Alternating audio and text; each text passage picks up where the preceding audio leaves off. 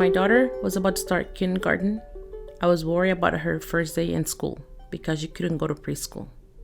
I made too much money to qualify, but we could not afford to pay. One summer, promotoras from Somos Mayfair knocked on my door to invite me to attend a program called Bridge to Kinder. It sounded really good because my daughter would have an opportunity to develop the skills she was not able to get in a preschool. My daughter and I attended the program, and I learned the importance of being involved in our kids' education. My parents were never involved, and no one else supported me. I immigrated to the United States when I was 13 years old. I remember when I was in middle school, I had a music class. The teacher and the students all spoke English, except me. I did not understand anything. When a question was asked, I could not answer.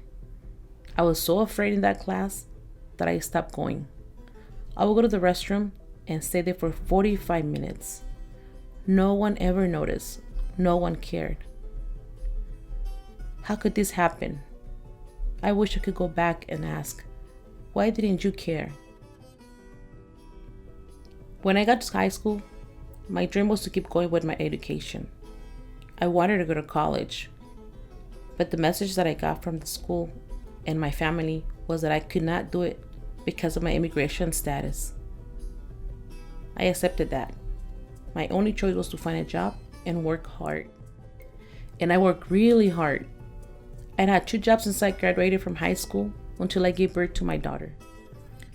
After Bridge to Kinder, I got involved with my daughter's school and saw many barriers, like the lack of communication between the parents and teachers because of the language, and how that stopped parents from being engaged in school.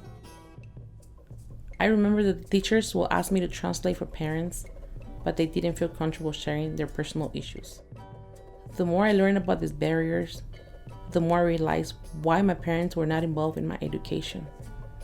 It wasn't that they did not care, but they had to face a system that they could not understand.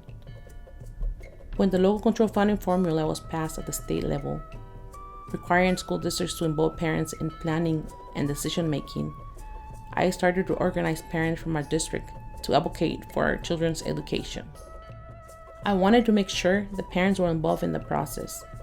We created a parent committee called EMPUJE. We are advocating for changes in our schools. I am very proud of all the changes we have accomplished this past 7 years.